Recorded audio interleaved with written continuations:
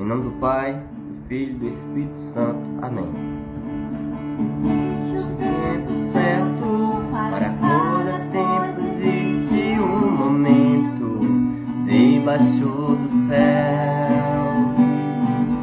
Nada te espante, nada te perturbes, filho meu, filho meu.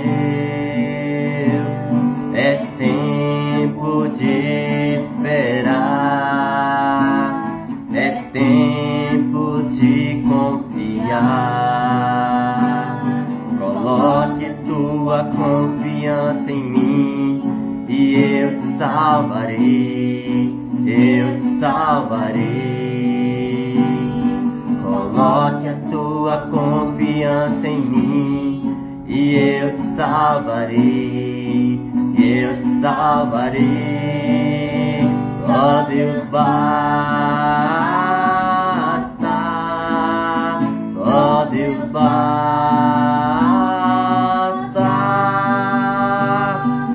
Venha o que vier, nada vai te faltar. Só Deus basta, só Deus basta, só Deus basta.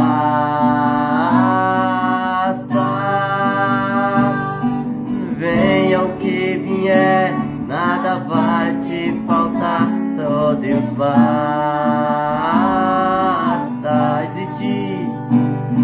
Existe um tempo certo, para cada coisa existe um momento debaixo do céu.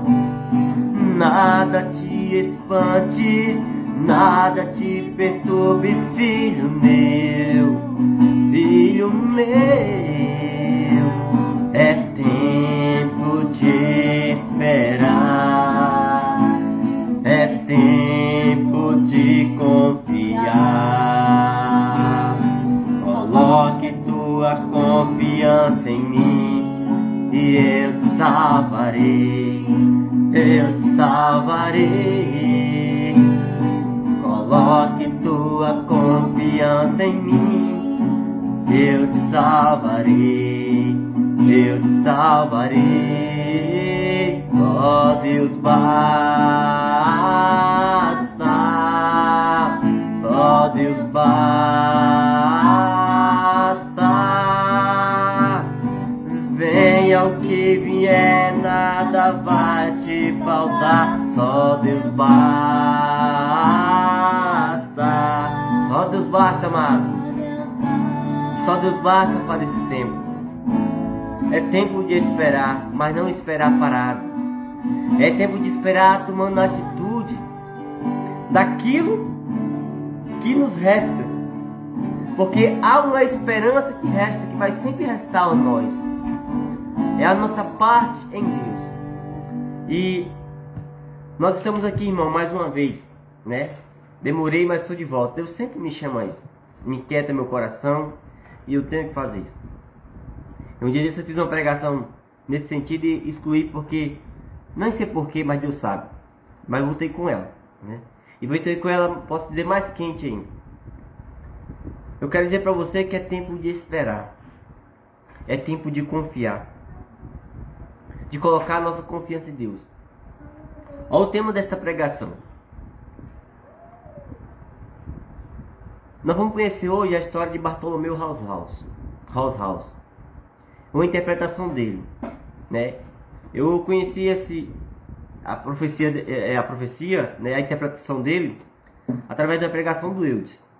Um abraço pro Eudes, né? Deus abençoe ele. Então, por que eu estou usando este homem Bartolomeu? Deixa eu contar aqui um pouco quem é Bartolomeu House. Bartolomeu House, ele é um padre alemão, fundador de uma comunidade religiosa visionária. Ou seja, ele tinha profecias, tinha visões.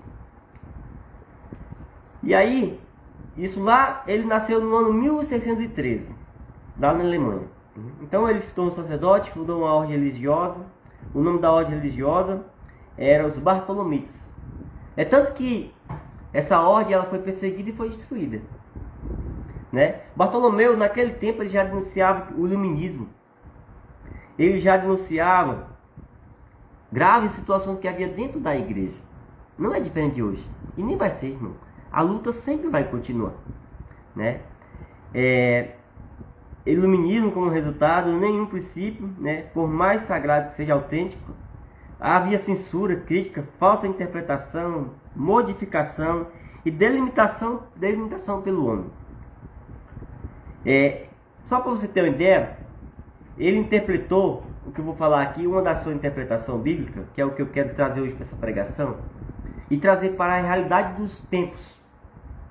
Nós estamos vivendo um símbolo na Igreja Católica turbulento, onde tem muita gente falando várias coisas. Nós temos muitas críticas sobre o Papa Francisco, né? O símbolo está sendo um negócio tremendo para nós católicos. Eu diria que até essa pregação ela é direcionada a católico. Mas eu vou dizer uma coisa, que eu já disse, né? Que o verdadeiro católico é evangélico e o verdadeiro evangélico é católico. Tem muito protestante que não é evangélico, porque o verdadeiro evangélico ele é católico. E o verdadeiro católico ele é evangélico. Católico que não é evangélico não é verdadeiro católico. E quero dizer uma coisa para você católico. Para você se tornar católico, não precisa deixar a igreja católica. Só precisa você viver o que está nesse livro. E para você que é protestante ainda, tornar-se evangélico, precisa viver o que está nesse livro também. Que Beato Guerra escreveu. Hoje eu sou um católico evangélico. É tanto que aonde eu chego, e eu quero fazer uma crítica a nós católicos, tem algo errado. Onde eu chego, as pessoas perguntam se eu sou evangélico e que eu não pergunto se eu sou católico. E eu comecei a mastigar uma coisa. Nós católicos precisamos ter atitude de evangélicos. Não de protestantes, mas de evangélicos. E o que faz um católico ter atitude de evangélico está aqui. Então é uma coisa que eu tive meditando. Ninguém nunca disse que quando a gente tem uma atitude... Só diz que se nós perguntamos se nós somos crentes ou evangélicos, nunca pergunta se nós somos católicos. Então nós, igreja católica, inclusive vai ser um pouco do tema de o que está acontecendo, nós precisamos ter atitude de evangélicos. Inclusive, muitos católicos têm atitude de evangélicos que são chamados de protestantes dentro da igreja. É aquilo que já se diz, né? É a crise da igreja. Só que essa crise, ela tem uma data para terminar, de acordo com as profecias, com a visão de Bartolomeu. E aí eu quero trazer um pouco atrás, quem me acompanha, quem me conhece, eu sempre falei um pouco do fim dos tempos nas minhas pregações, comecei a pregar ali pela pandemia. E quando eu já disse que quando eu escuto alguma coisa, eu vou ver o que é que fala o catecismo da Igreja Católica. E eu vi o pessoal falando de humor, não está acabando, a vacina e tudo. E eu fui pesquisar, está no parágrafo 1001, a parrusia. E a igreja nos fala uma coisa muito importante, que nós não devemos nos preocupar. Porque já aconteceu muitas coisas horríveis e o mundo não acabou. E aí, eu ficava olhando para a igreja, mas se Jesus vier, como é que vai? E eu experimentei uma graça impetuosa do Espírito Santo na minha vida. E muitas pessoas não cultivam isso na igreja. E é por isso que, para mim, existem muitas pessoas, eu nem sei se elas perderam a fé. Por quê? Porque a fé verdadeira vem pelos carismas, pela vida carismática. Sabe? E aí eu quero até... Isabela, traz aquele outro celular aí. Eu quero até partilhar uma coisa aqui que eu vi hoje, na formação do Bernardo lá. Só para você ver o nível que nós estamos. Essa fé, ela vem pelos carismas. E olha um comentário que eu vi de uma pessoa dizendo assim aqui, ó. Você vai entender a gravidade da situação, da confusão. As confusões que existem hoje em dia. E a música disse assim, ó. Não te perturbes, né? Nada te espante, nada te perturbe, filho meu. Irmãos, a própria Bíblia vai dizer, Jesus fala, não te perturbeis o vosso coração quando vede isso. Mas se nós não tivermos em Deus, nós vamos se perturbar. E esta pregação, que eu creio que é de Deus, é para nos direcionar. E para que nós possamos combater o bom combate de acordo com o que a igreja nos diz. Aqui eu não vou pregar nada meu. Eu estou só sendo usado, se eu espero. Eu quero colocar aquilo que a igreja coloca.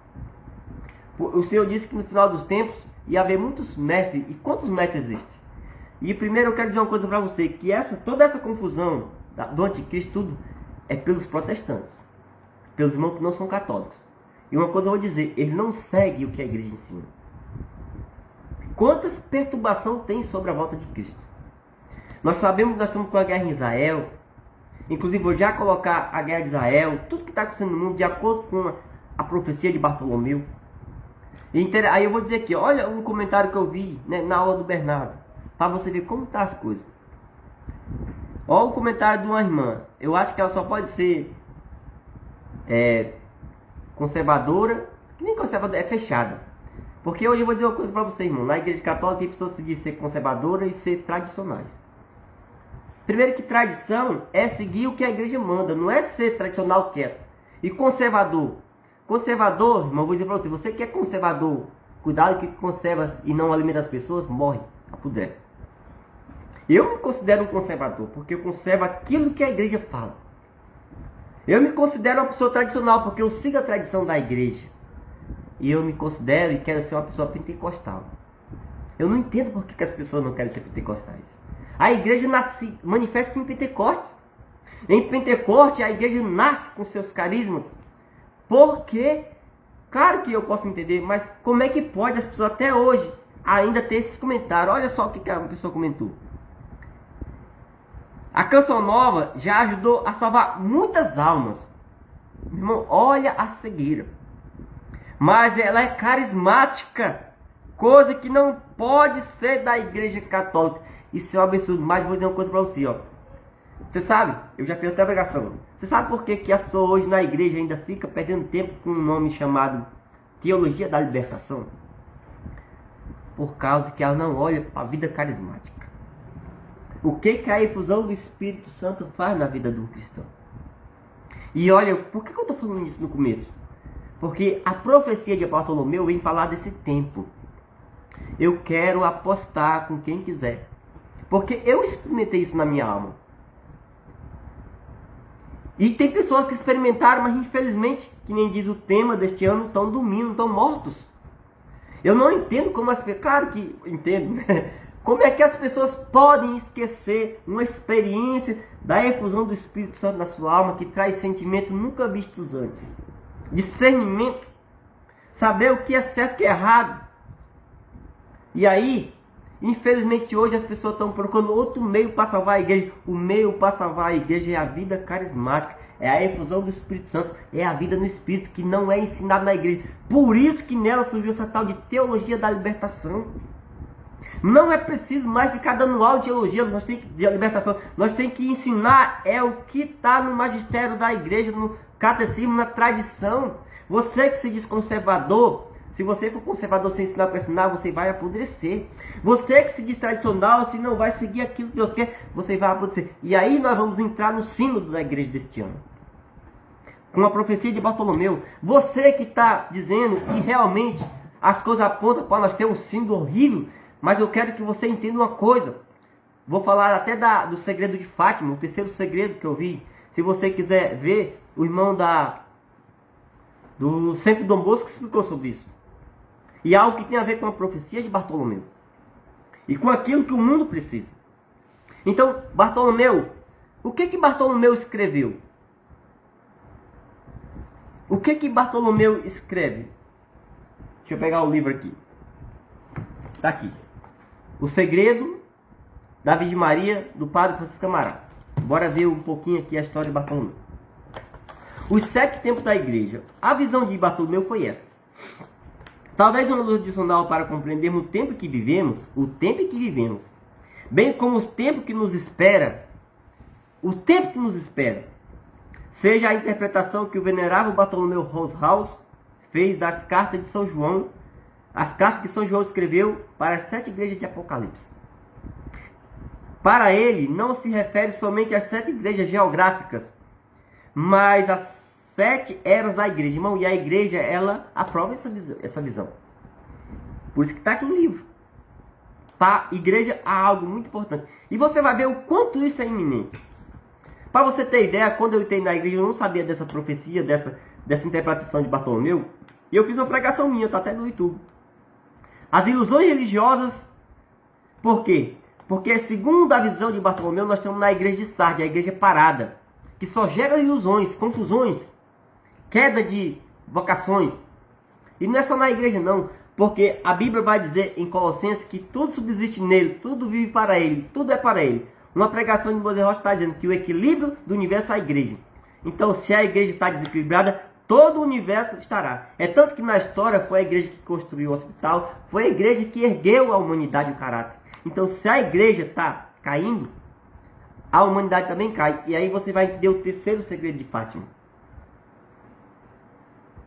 Você vai entender os tempos que nós vivemos. E nós só vamos conseguir lutar segundo as regras se nós entendermos o que nós estamos vivendo. E nós precisamos escutar a igreja católica. Apesar de tantos burburinhos, tanta situação que está dentro dela, essa tal de teologia da libertação impregnada em todo o campo religioso. Mas Deus levantarás o livro do tratado da verdadeira devoção à Santa Virgem, diz que Deus vai levantar um povo, que é justamente que está na igreja de Sardes, para o avivamento. Então, amados, o significado de cada uma delas estaria profeticamente indicado pelo nome local, bem como pela descrição dada por Deus. Esta seria a segunda perspectiva. Entenda bem. A primeira igreja, lá de Éfeso, é a de Éfeso. Do grego significa impulso. Refere-se à igreja dos apóstolos, que vai do ano 33 a 92. Ou seja, a visão de Bartolomeu vai dizendo o tempo para cada igreja. Foi a igreja do impulso, onde a igreja saiu, que é a de Éfeso. Né? O seu impulso inicial é em Pentecostes. A ela, Deus adverte para os falsos apóstolos, os hereges que propagavam os erros da época, principalmente de caráter gnóstico, que negavam o mistério da encarnação, conheço tuas obras, teu trabalho e tua paciência. Não te suportam por maus, puseste à prova aqueles que dizem apóstolos não são. A segunda igreja é de Esmirras. Esmirra em grego significa mirra, uma planta amarga. Que igreja é essa no tempo da humanidade? Refere-se à igreja dos mártires, que em meio a tanto sofrimento, vai da época dos apóstolos até o edito de Milão, de 92 a 313. Irmão, é época de muitos mártires. Muitos mártires. Essa igreja, muitas pessoas são martirizadas. A ela Deus fala, não temos entre o que há de sofrer, porque esses dias o demônio vai lançar alguns de vós na prisão. Ser fiel até a morte, te darei a coroa da vida. Então, para ele, na visão dele, eu estou falando aqui essas, mas a mais importante é a de Sardes para frente. A igreja de Pérgamo. Pérgamo em grego significa pergaminho. Refere-se à igreja dos doutores, de 303 a 800. Irmão, foi o tempo que a Bíblia foi montada. Foi o tempo dos doutores da igreja. Isto é, dos santos padres que se levantaram como confessores da fé após o final da perseguição do Império e do Edito de Milão, quando cessou a grande perseguição e havia um ambiente mais tranquilo para desenvolver a teologia. Foram os santos que se utilizaram da filosofia grega para estabelecer as grandes formulações teológicas, algumas das quais se tornaram dogmáticas, sobre a pessoa, divindade e humanidade de Cristo, bem como a Santíssima Trindade. A esta igreja Deus fala, tu te apegaste firmemente ao meu nome e não renegaste minha fé. Então, essa igreja vai do ano de 313 a 800 depois de Cristo. A igreja de Tiatira, segundo a visão de Bartolomeu, e você vai entender qual é o tempo que nós vivemos. E tem uma esperança para esse tempo. Por isso que eu sempre fiquei assim, desconfiado com as pessoas que falam da voz de Cristo. Mas por que Cristo? Sabe por quê? Agora eu vou dizer, por que nós é errado, e a igreja fala isso lá no parágrafo 1001. Por que é errado ficar cogitando a volta de Cristo toda hora? Primeiro é o seguinte, eu já sabia disso. Sempre eu me inquietei. Em Colossenses 3 vai dizer, se portanto ressuscitaste com Cristo, buscai as coisas lá do alto que está sentado à direita do céu. Opa! Se eu ressuscitei com Cristo, por que eu estou preocupado em morrer? É por isso que a vida eterna começa aqui na terra.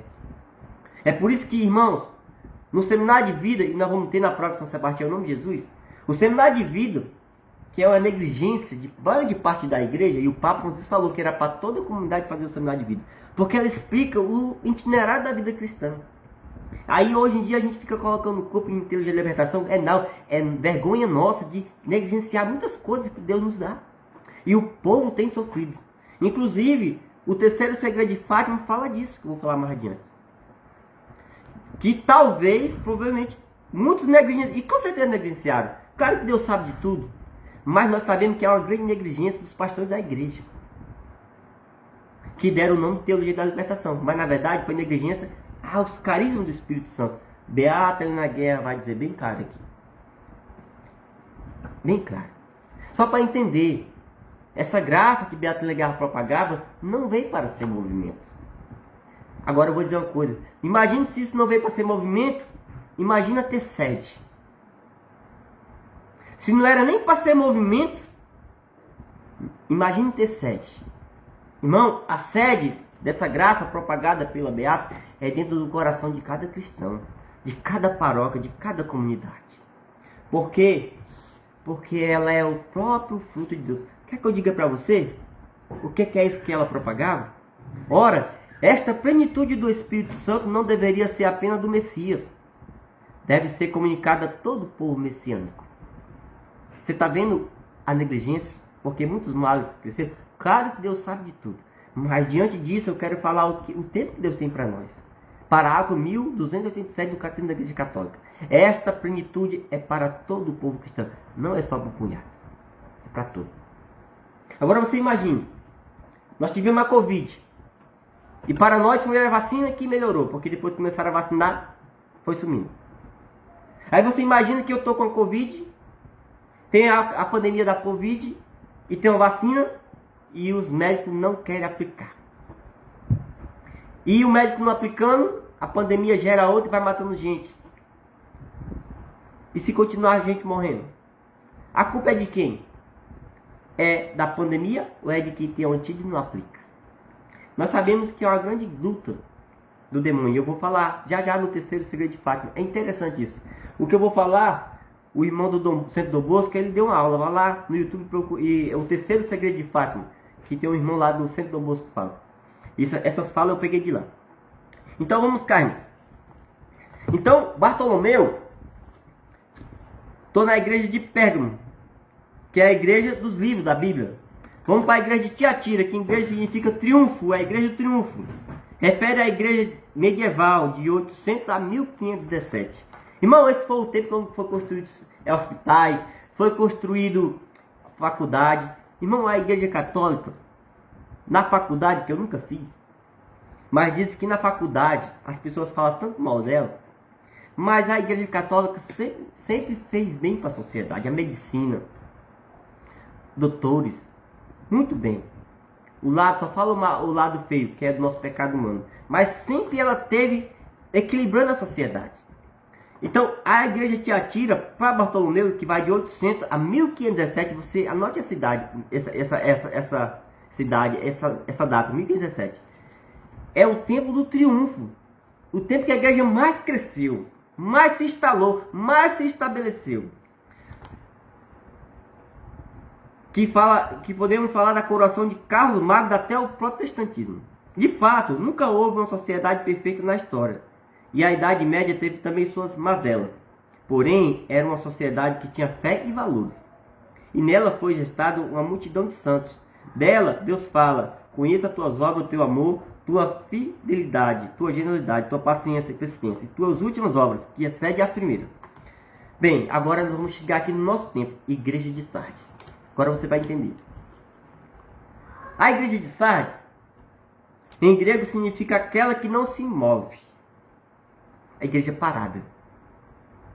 Essa igreja é a igreja da época das revoluções, do iluminismo, da Revolução Francesa, da Revolução Industrial, da modernidade, pós-modernidade, do capitalismo. É a igreja onde surgiu um tal de direita, esquerda, comunismo. Eu fiz uma pregação sobre isso. Estude como foi nessa. Irmão, eu fico tão assim.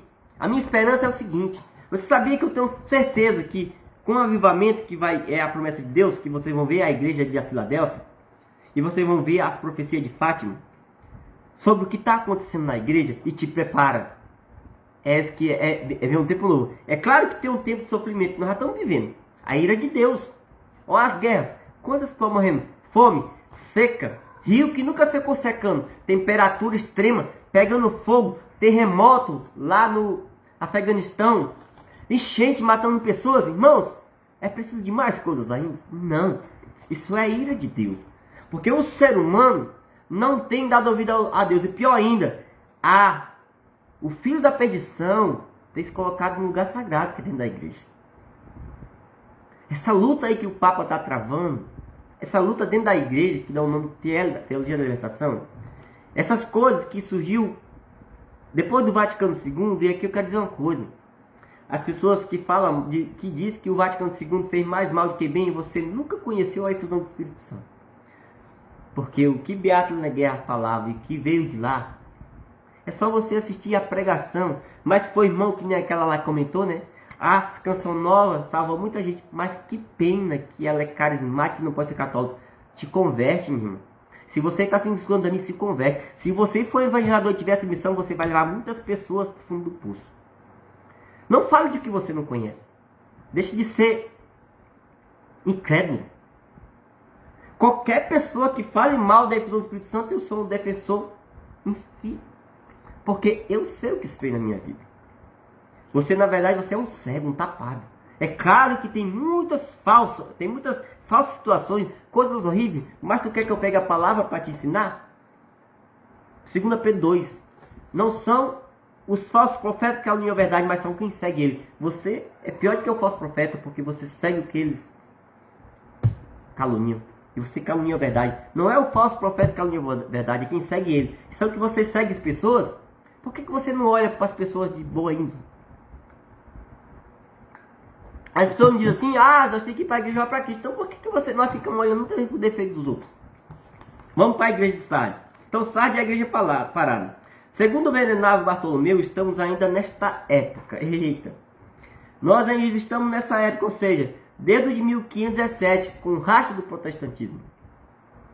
E aí veio várias revoluções, inclusive Bartolomeu é desse tempo, 1600. Nasceu em 1613. Interessante que Bartolomeu, depois de 104 anos, é que foi impressa a obra dele. 134 anos. Então a igreja de Sardes é um tempo que se inicia com o protestantismo e inclui a Revolução Francesa, a Revolução Comunista e a Revolução Cultural que estamos vivendo hoje. Engraçado que tem uma revolução cultural. Nós negligencia as pessoas da igreja, negligencia a cultura de Pentecostes. A cultura de Pentecostes é a cultura que acaba com todas essas culturas malditas e leva essa cultura à perfeição. Irmãos, eu já preguei e vou dizer, você que tem conversa de defender parte direita ou esquerda, isso é imoral. Como foi que nasceu lá na França? Infelizmente hoje a gente condena de esquerda, condena de direita e fica essa briga. Irmão, eu vejo político que se faz ser tanto de igreja e às vezes tem uma atitude que não tem discernimento. E como dizia o irmão na sua aula, dizia assim: as pessoas não sabem o que é certo ou errado. Claro, irmão Bernardo, o que faz a gente saber o que é certo e errado é o carisma de discernimento espiritual. E não é só pelo intelectual, não. É na graça de Deus que age no intelecto. Se eu achar que eu consigo as coisas só pelo meu intelecto, não. É a graça de Deus que forma o intelecto. E é um carisma, discernimento de espírito, que é negligenciado pelas pessoas, não são ensinadas. E é da infusão do Espírito Santo, que é para receber na crisma ou antes, mas não se fala na igreja. E aí, se fosse a tal de teologia de libertação, não sei. Mas até as pessoas que condenam a teologia de libertação, eu não vejo ela trabalhar a vida carismática.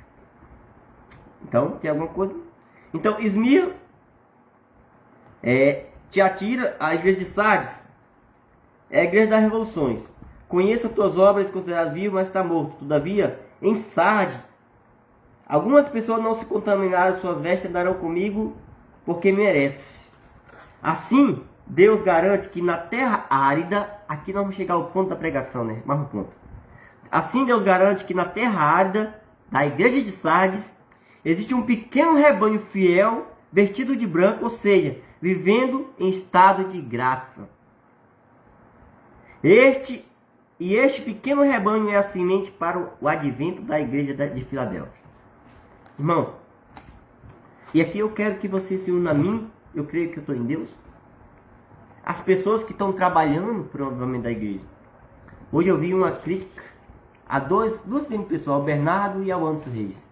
Um padre, dizendo que eles eram discípulos do demônio. A luta na igreja está grande. Na minha vida também. Eu fui inventar de mexer essas coisas, misericórdia. Irmãos, olha o que diz aqui a visão de Bartolomeu. Assim, esse é o rebanho e a semente do advento. Cabe a nós o avivamento. E por que é o advento? O tema da pregação é a interpretação de Bartolomeu. Eu já falei da vida de Bartolomeu. O fim dos tempos. Agora eu vou para o fim dos tempos. O padre Duarte de Lara, eu já falei para você aqui, por que a gente vai se preocupar com o fim do mundo? Eu tinha isso sem nem conhecer. Muitas coisas eu tenho no meu coração e às vezes eu vou vendo pessoas santas, pessoas que não estão nessa terra, eu tenho um sentimento que elas têm porque é o Espírito de Deus.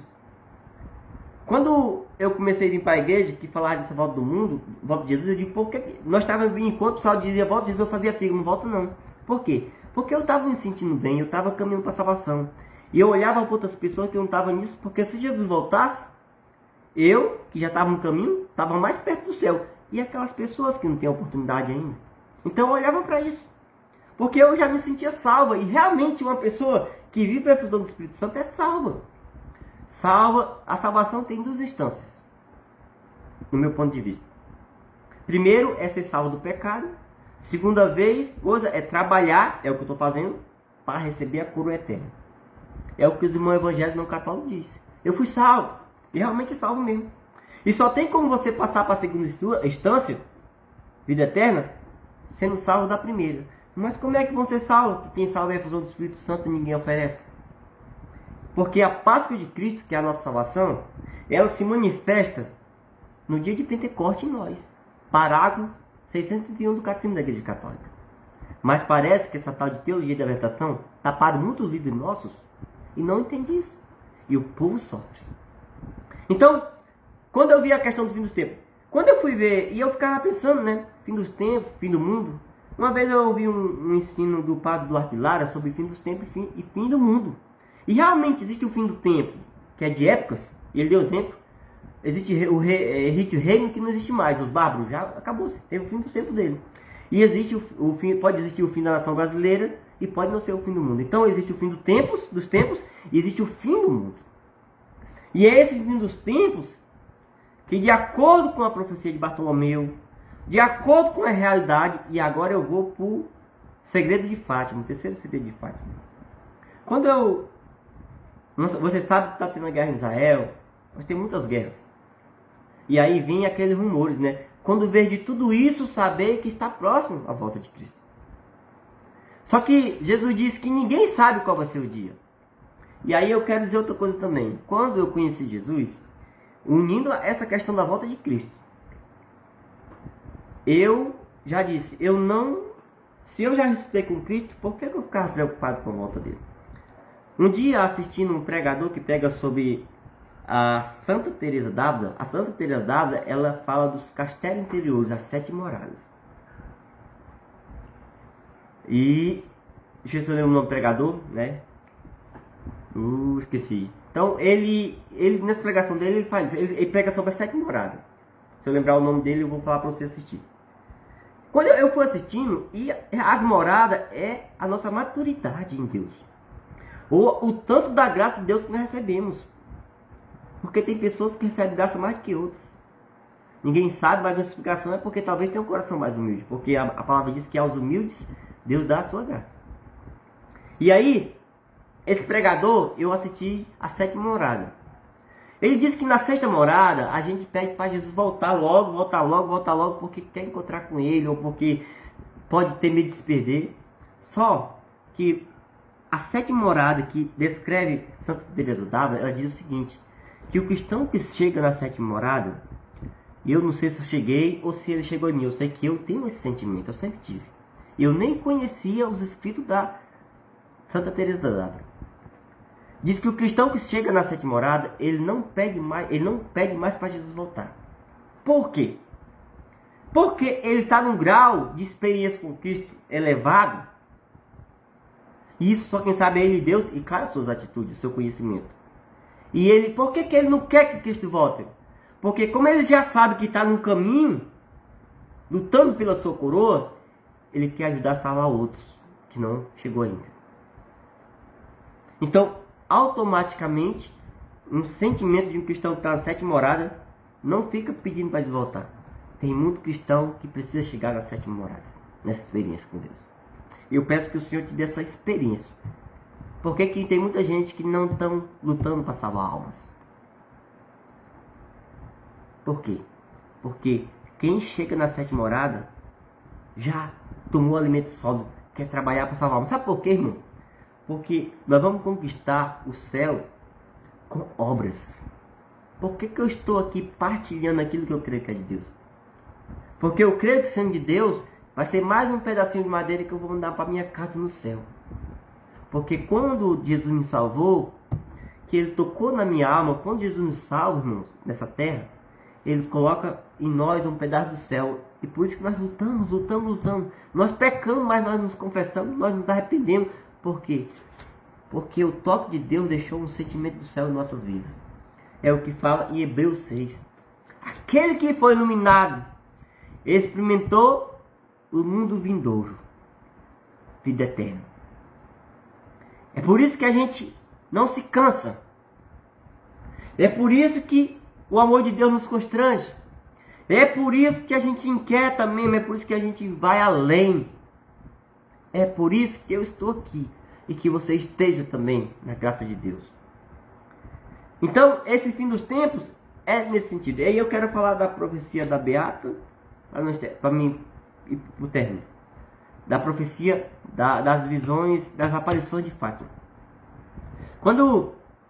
E aqui isso aqui vai envolver o que nós estamos vivendo no sínodo, a situação da igreja. O que nos resta para esse tempo? Você precisa saber o que nos resta e bem educado. Porque tem muita gente dentro da igreja, eu espero que eu não esteja sendo isso. Tem muita gente dentro da igreja perturbando a outros. Primeiro que a pessoa que não foi salva da primeira instância, e aí eu quero dizer para você, o que é ser salvo da primeira instância? Se você vive vivendo coisa que não agrada a Deus, se você ainda vive em vícios, bebedeiras, porque beber não é pecado, mas bebedeiras é. E eu me lembro que eu disse, irmão, se beber não é pecado e beber sozinho não presta, e beber junto é bebedeira, então não beberei. Porque eu não quero pecar.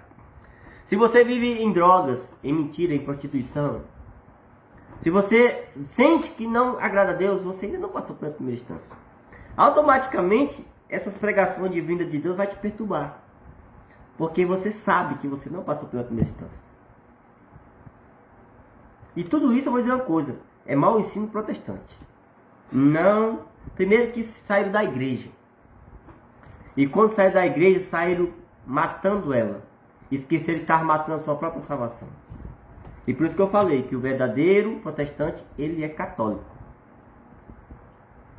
Ele é, se o verdadeiro protestante é católico, ele é um verdadeiro evangélico.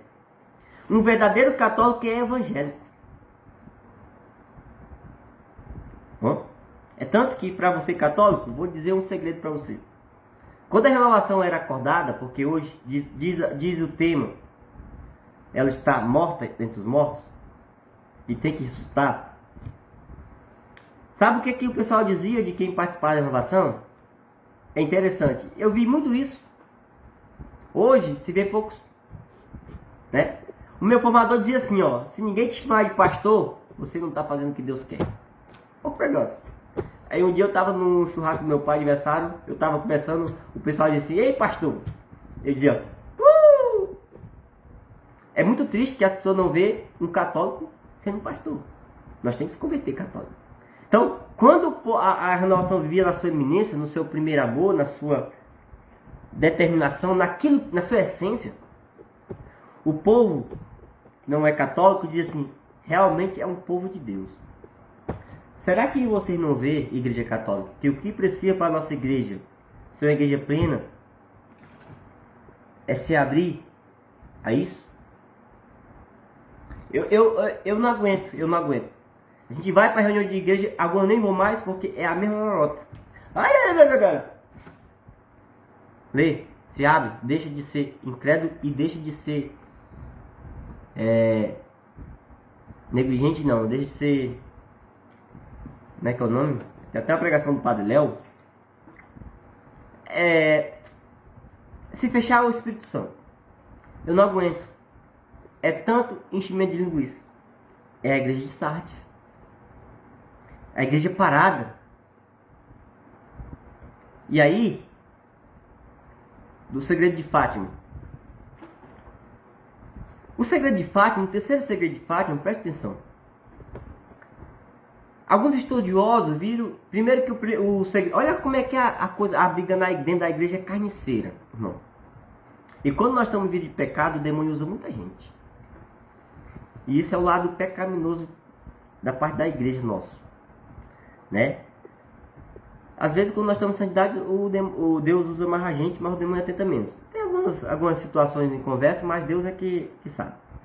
O que aconteceu? O terceiro segredo de Fátima, Maria disse que era para ser revelado em 1960. Sabe qual foi o ano que a igreja revelou? Ano 2000. 40 anos de negligência. Em 1960, o Papa era João 23, acredito. Acho que era João 23, era Paulo VI. Desculpa aí, tá? É muita coisa. E ele não revelou. Beleza. Ele morreu, entrou outro. Em 1960, vai começando no Vaticano II e Nossa Senhora se aparece não mais em Fátima, mas em Garibaldi, na Espanha. E aí, algumas pessoas começaram a ver, porque o segundo segredo de Fátima, isso o irmão explica lá. O segundo, eu vou ver se eu falo um pouco e ver se eu não erro. O segundo segredo dá uma abertura para o terceiro. Só que eles sentiram que no terceiro faltava alguma coisa. E aí, assim, eles desconfiam que foram ocultadas alguma coisa. É tanto que era para ser falado em 1960, foi falado só em 2000. E aí foram pesquisar várias coisas, só para você ter ideia. O padre, o teólogo que foi estudar sobre isso, que o Papa mandou, sabe o que aconteceu com ele? Ele saiu desse estudo desnorteado, inclusive mandou até bater, foi para um canto morar na zona rural. É como se ele tivesse sido lacrado. Só para você entender. E aí, um jornalista, uma pessoa que foi pesquisar, foi ver que no tempo que o Papa era para fazer isso, acho que era o Papa João 23, e você vai ver lá, ele foi ver o secretário, porque o Papa não falava português, então alguém interpretou para ele. Ele procurou essa pessoa que já estava aposentada. Ele foi procurar essa pessoa. E aí essa pessoa já começou a se cortar um pouco, mas o que aconteceu? Teve 2 documentos de abertura, ou seja, tinha 2 documentos dentro do Vaticano do terceiro segredo de Fátima. E aí, alguns estudiosos, de acordo com esse estudo, eles acham que o terceiro segredo, que talvez tenha sido tirado, né? É só uma suposição, está lá no estudo, só para você. Mas isso faz muito sentido. O terceiro segredo de Fátima também falaria da grande desmoralidade do credo da igreja. E aí as pessoas lá falam que talvez eles não falaram esse segredo porque ia colocar uma responsabilidade nele. Que é justamente o que está acontecendo. Uma crise de fé dentro da hierarquia da igreja.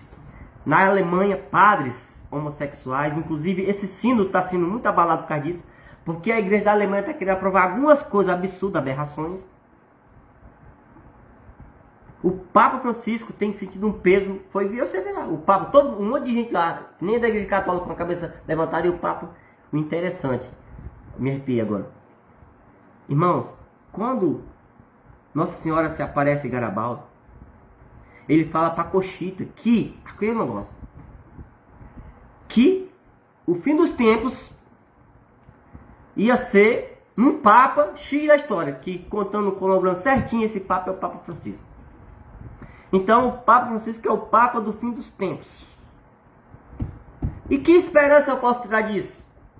Agora eu vou voltar aqui para a profecia de Bartolomeu. Por isso que eu quero que você se alegre seu coração. É tempo de esperar.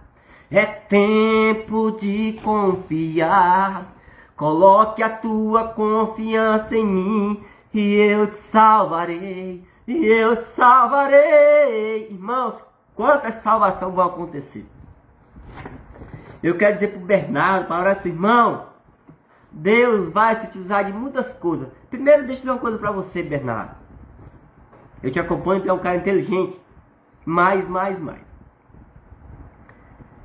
Quando o tema do sino do coisa, eu esqueci qual é o outro, mas tem o nome carisma. Infelizmente você parece que não estuda esse nome. Inclusive eu tenho até me inquietado. Porque as pessoas dizem eu tenho um carisma A, carisma B. Não, carisma ele tem dois sentidos. Carisma como manifestação e carisma é graça concedida por Deus. Então, eu pego do sino só uma coisa boa. Sabe por quê? Porque essa semana eu escutei uma palavra na pregação do Deus que fala assim, ó, que uma pessoa natural, eu diria assim, uma pessoa conservadora e só tradicional, porque infelizmente as pessoas que dizem tradicional na igreja e conservadora, parece que são mais naturais e às vezes talvez até pior, porque não enxerga a graça de Deus. O eu dizia assim, que uma pessoa natural, ela vê nas bênçãos de Deus problemas. Uma pessoa pentecostal vê nos problemas bênção de Deus. Então, se eu estou vendo no sino esse nome carisma, eu estou vendo que se Deus derramar aquilo que essa mulher tanto rogou pela igreja que foi negligenciada e mal entendida. E olha, você quer que eu fale de uma profecia da Beatriz da Guerra? A Beatriz da Guerra disse que haveria um avivamento da América Latina que iria incendiar todo mundo. Inclusive, quando nós vamos estudar no que aconteceu na América Latina, é um povo de vários jeitos. É diferente da Europa de todo canto. E para quem não sabe, a crise da Europa ainda não chegou no Brasil. Beatriz da Guerra disse que é da América Latina que vai nascer um mover. Que mover é esse? É a igreja da Filadélfia, da profecia de Bartolomeu. Igreja, irmãos, você está vendo o motivo da guerra lá em Jerusalém? É guerra entre irmãos, Ismael e Isaac. Você sabe disso? Aquele povo até hoje não se une ainda, por quê? Porque Abraão teve um filho com concubina, que foi Ismael, que formou o povo árabe, e Isaac formou o povo judeu. E até hoje ele diz, não, eu sou o filho de Abraão, eu sou. E sou o filho do mesmo pai. É como se fosse a igreja católica e a igreja evangélica.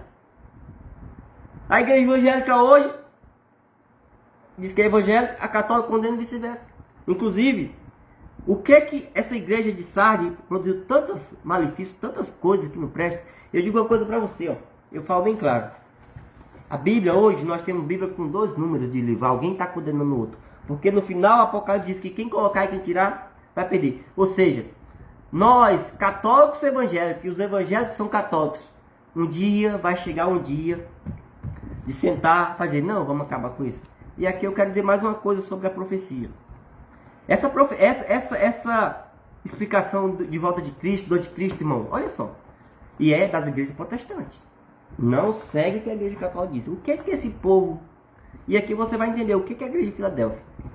Eu sempre senti isso como uma coisa má. E confirmo mais ainda. Primeiro que vem do protestantismo. Dos revolucionários. Que não são nada de evangélico. Ele fica falando, e é verdade isso. Só que essa profecia dele, eu não tenho dúvida que é do demônio. Por quê? Porque qual é o estudo? Isso está na Bíblia, mas se estiver adiantando, estão botando a carroça na frente dos bois. O que se diz? O estudo é verdade, só que estão adiantando. Se nós for ver o que a igreja ensina no parágrafo 1001 sobre a volta de Cristo, ela fala bem claro que a igreja não trata isso muito afinco, por quê? Porque já aconteceu muito tempo rude na história, e ela não falou isso por quê? Porque ia causar perturbação nas pessoas, e é o que está causando no meio protestante. Que o anticristo vai trazer um tempo de paz, para preparar ele. E aí, só que tem uma profecia vindo da igreja católica, desse tempo de paz. E aí você está vendo a contraversão? De acordo com o entendimento protestante, e ainda mais vindo da igreja católica, porque para muitos, para o protestante, a igreja católica é a Babilônia. Os evangélicos não, os evangélicos entendem. Do mesmo jeito que tem protestante do lado dele lá, tem evangélico. E do mesmo jeito que tem católico evangélico, tem católico protestante. Que não entende as coisas porque precisa ver a experiência. Porque precisa viver a experiência. A experiência ortogada por Deus a todo o povo messiânico, não só a ele. A todo. Esta plenitude não deveria ser apenas a do Messias. Deveria ser comunicada a todo o povo messiânico. Você sabe que plenitude é essa do Espírito Santo? O que é a plenitude do Espírito Santo? É o Espírito pleno. Com os carismas, com o dom, com tudo. Por que que na igreja só ensina a parte dos dons do Espírito Santo? Inclusive, a fé não vem nem no batismo, vem nos dons carismáticos. Chupa essa manga, igreja. Então, amados, agora vamos ir para a profecia que vem da igreja católica, que não é a igreja revolucionária, mas que é uma igreja que está ali consigo. Igreja de Filadélfia. Filadélfia em grego significa reconciliação entre irmãos. Olha os irmãos lá, árabes, lá no judeu lá. Olha os irmãos católicos e evangélicos. Inclusive, você católico lê esse livro, a Beatriz na Guerra diz o que vai unir. Isso aqui é tão real, o que vai unir os irmãos separados, católicos e evangélicos, é a graça que ela propagou. É tão real que por que quando nós que vivemos a plenitude do Espírito Santo, vivemos, por que os irmãos evangélicos católicos dizem que nós somos de Deus? Mesmo sendo católico. Porque a Beata na Guerra disse que o que vai unir os irmãos separados é essa graça. É que nem eu digo. Nós temos que ser devotos de Nossa Senhora, mas com a devoção verdadeira, não com a falsa. Inclusive nesse livro vai falar das falsas devoções. Uma pessoa que não é salva na primeira instância nunca vai ser um bom devoto de Maria, nem de um santo, nem de nada, nem de igreja, nem de Deus. E, infelizmente as pessoas não oferecem essa primeira estágio da salvação abertamente às pessoas. Não sei se é por causa... Deram o nome Teologia da Libertação, né? Mas é negligência. Porque para você que não sabe, antes da Teologia da Libertação nascer, na verdade diz que a Teologia da Libertação nasceu... Presta atenção aqui, ó. A Teologia da Libertação nasceu em uma sala debaixo do Vaticano. Chama-se de catacumbas. Isso em 1964, 1967. O que acontece é que essa graça, ela começou a rodar no mundo, principalmente depois do século XIX, em 1900. Quando o Papa Leão XIII proclamou. Agora entenda uma coisa. Quando o Papa, inspirado por essa mulher, proclama o século ao Espírito Santo, não é na igreja católica que manifesta os carismáticos, é na igreja evangélica. É tanto que, porque tem muitas pessoas que não aceitam, talvez aquela mulher falou, né? A Canção Nova salvou muita gente, mas acontece carismático. Sabe por quê? Porque a vida carismática veio para dentro da igreja católica através dos irmãos evangélicos. Por quê? Porque quando o Papa coisou, e eu já entendo isso, a igreja católica já estava se fechando, as lideranças. O que foi que aconteceu? Você quer saber mais ainda? Assista uma pregação do Monsenhor Júnior Abib. Tempo favorável, agosto de 2002. Essa pregação é indispensável para a gente entender, até nós da RCC, por que nós perdemos nossa essência. Está lá. Lá ele fala que a RCC não veio para ser movimento. É para todo o povo. E infelizmente esse povo, que um dia recebeu esse chamado, se conformou no seu cantinho. Foi colocado na canga. E por isso que não ora mais língua, não profetiza, não tem mais nem vontade de levantar as mãos. Aí agora estão até contra as missas, que as pessoas levantam a mão. É sério o negócio. Mas fica tranquilo, que o tempo do avivamento está chegando. A igreja de Filadélfia é a igreja que significa reconciliação entre irmãos. Refere-se o segundo venerável Bartolomeu a um período de renascimento e avivamento cristão, que ainda não veio, mas virá. Olha o que ele fala, olha o que a Beata na Guerra falou, olha o que Maria fala em Garibaldi para Jacinta. E ela diz que, de acordo com o estudo, o Papa Francisco é o último Papa, que vai ser o Papa do fim dos tempos. E você olhe para o signo da igreja como, olhe para o lado bom. Eu olhei só para a palavra carisma. Se o carisma precisa descer sobre aquela pessoa, Irmão, até esse negócio de direita e esquerda vai ter que se converter. Irmão, só pra você ter uma ideia, se eu for falar de política, que eu gosto de falar. Essa política hoje não vai pra frente. Direita e esquerda. Eu vejo o Nicolas lá já se perdendo, tá, Nicolas? O Nicolas já tá se perdendo. É tanto que eu vi uma palavra dele hoje, sabe dizendo o quê? Um cristão falar isso. Porque os caras lá E o que o demônio quer fazer é isso, tá? Com os que são de Deus. Primeiro que eu vou dizer uma coisa pra você. Quem tem chamado de evangelizar nunca se torna político. Tá lá em Timóteo. Nunca. Porque quem tem chamado de evangelizar nasceu com um dom para salvar almas. Eu sei que quem prega às vezes tem uma eloquência boa, uma sabedoria pela palavra, mas não nasceu para ser político. É tanto que eu preguei às vezes, uns 10 anos atrás, tinha um cara que me dizia, daí dá um político, porque é tanto que a gente vai estudar a questão de oratória no curso de pregador, ele fala do político. O discurso político que é convincente, né? A gente vai estudar sobre questão de dicção, de oratória e tudo. Então, o Nicolas falou uma coisa absurda.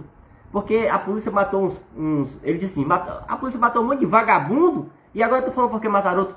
São vagabundos, mas são filhos de Deus. E aí o cara diz que é de direita, aí começa essa briga. Aí a esquerda aproveita e vai dizer, irmão, direita e esquerda é imoralidade, nós temos que ter uma política de nação. E eu não tenho dúvida com o avivamento, muitas coisas que está há mais de 500 anos parada nessa igreja de Sardes, vai ser transformada. E é essa a nossa esperança. E aí continua aqui, segundo o estudioso, é uma igreja fiel, que estará se preparando para enfrentar uma tribulação final. E por isso mesmo, para ela, Deus diz, porque guardaste a palavra da minha paciência, também eu te guardarei na hora da provação que está para sobreviver ao mundo inteiro. Para provar os habitantes da terra, vem em breve. Amém? Eu quero dizer uma coisa para você. Vou pegar até a Bíblia aqui. Relacionado ao fim dos tempos. Então, a esperança que nos resta, irmão, é tomar posse disso. Começar a se abrir aquilo que Deus quer. Pedir ao Senhor a sua graça. Aí eu quero pegar aqui Mateus 24. Um dia, estava aqui na associação, tem uma associação de perto de casa. E aí deu uns relâmpagos, um raio, um temporal. Aí tem uma irmã que é de igreja, chegou lá perturbada, ai meu Deus do céu, não sei o que. Ai, eu tava com medo da pessoa, porque era hora, eu já tava falando, meu Deus, me protege. Aí eu me lembrei da passagem de Mateus 24. E eu vou pegar aqui para você. Por que nós não devemos nos preocupar com muitas coisas que acontecem no mundo? E por que nós temos que ter um olhar de pentecostal? Olhar os problemas, a bênção de Deus. Você quer que eu diga uma coisa para você? E cada dia eu peço que Deus me fortaleça nisso.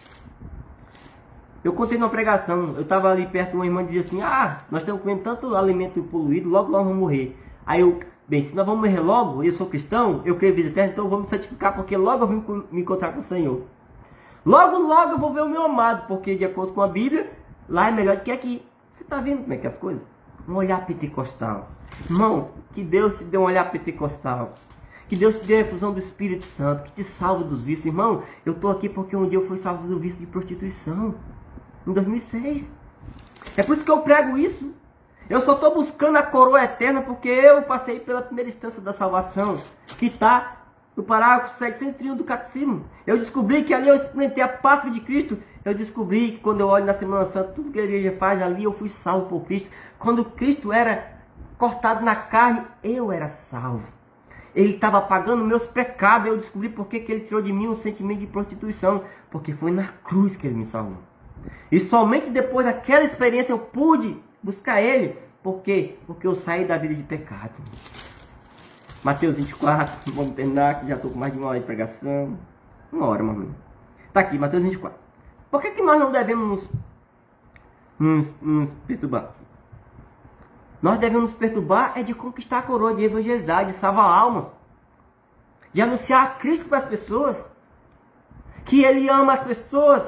De pregar o evangelho autêntico, de viver a santidade, de aspirar a Deus, porque o mundo aqui está quente demais, o céu é frio, não existe dor, lá é só alegria, e a gente sabe disso, sabe por quê? Porque a experiência de Jesus nos traz uma alegria que ninguém tira,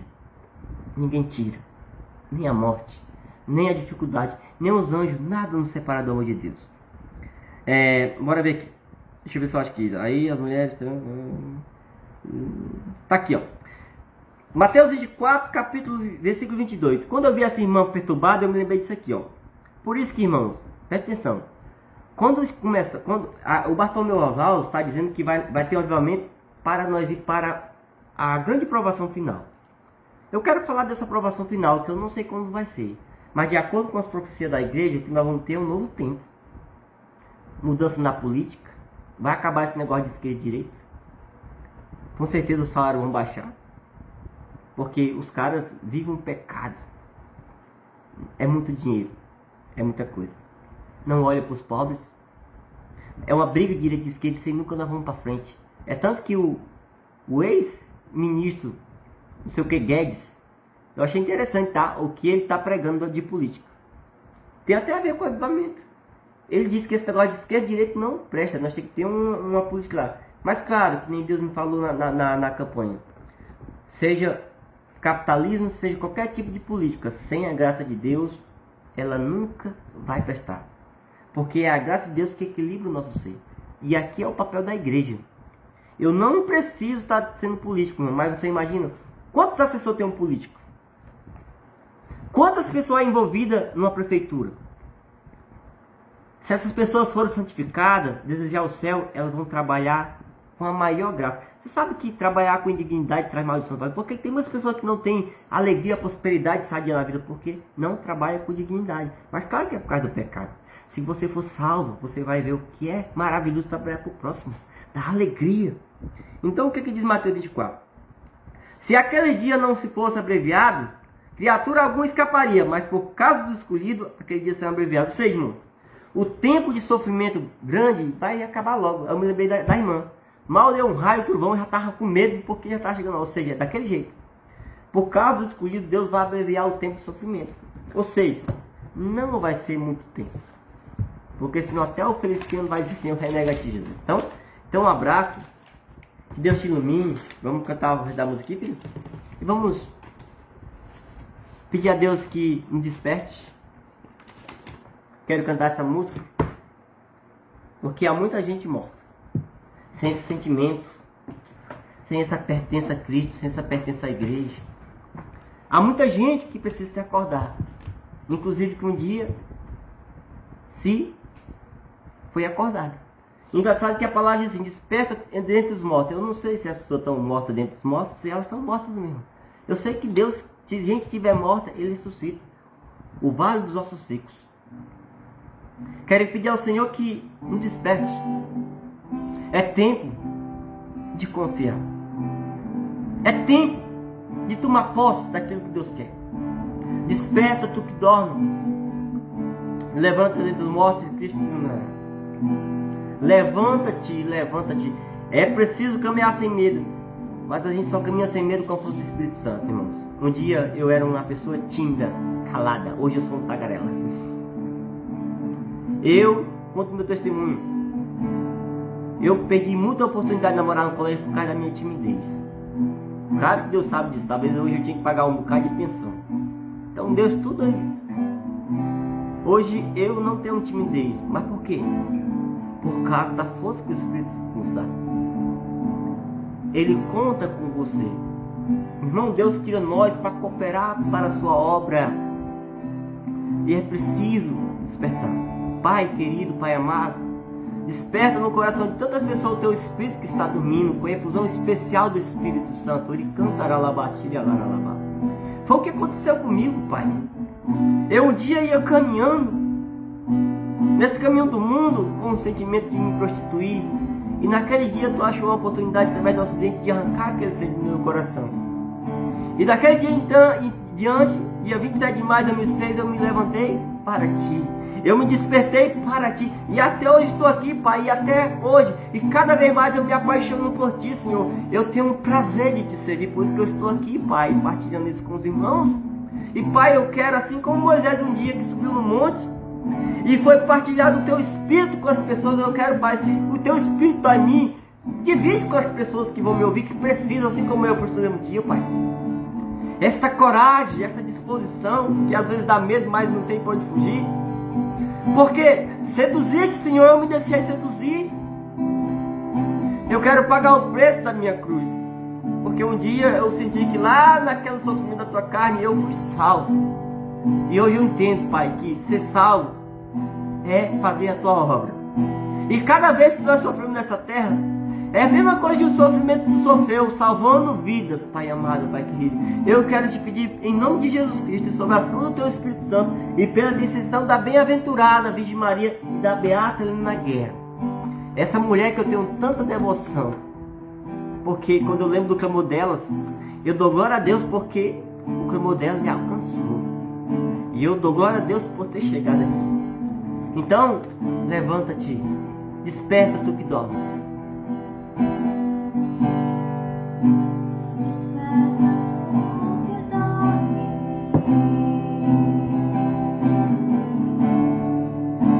Retoma o teu ardor,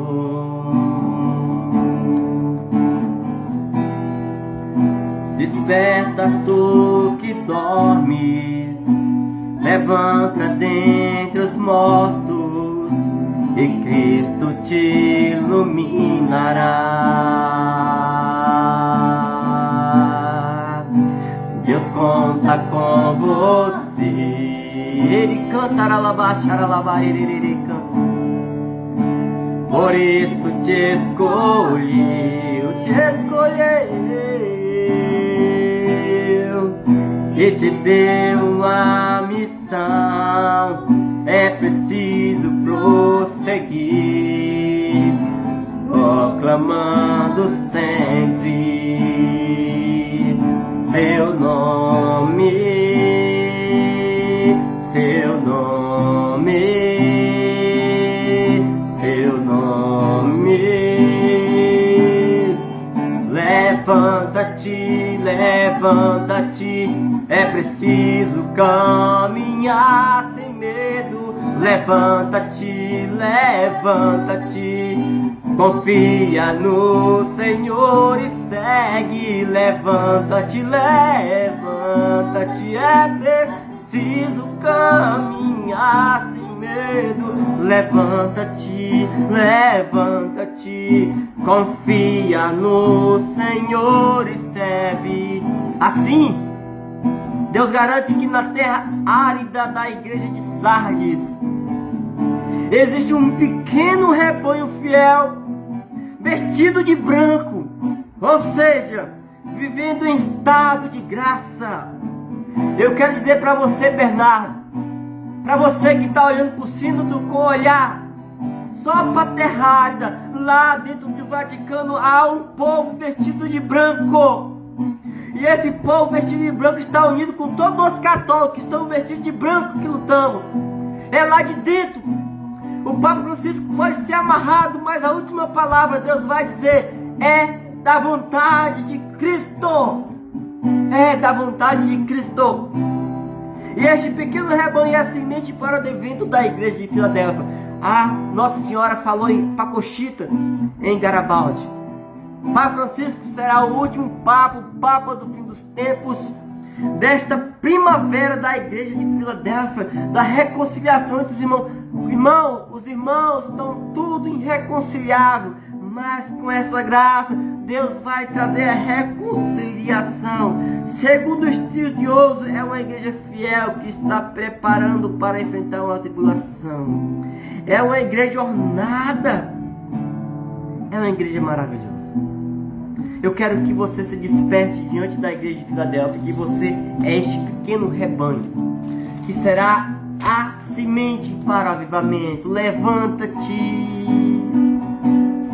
levanta-te, levanta-te, é preciso caminhar sem medo. Levanta-te, levanta-te, confia no Senhor e segue. Levanta-te, levanta-te, é preciso caminhar sem medo. Levanta-te, levanta-te, confia no Senhor e segue. Jesus disse: o Espírito virá sobre ti, vos dará força e coragem para ser testemunha até os confins das terras. Ave Maria, cheia de graça, o Senhor é convosco. Bendito sois vós entre as mulheres, e bendito é o fruto do vosso ventre, Jesus. Santa Maria, Mãe de Deus, rogai por nós, pecadores, agora e na hora de nossa morte. Amém. Uma boa noite. um bom dia, uma boa tarde. Deus te abençoe e que nós possamos combater o bom combate. Um abraço. Sejamos desse pequeno rebanho, vestido de veste branca, que vai ser a semente do avivamento.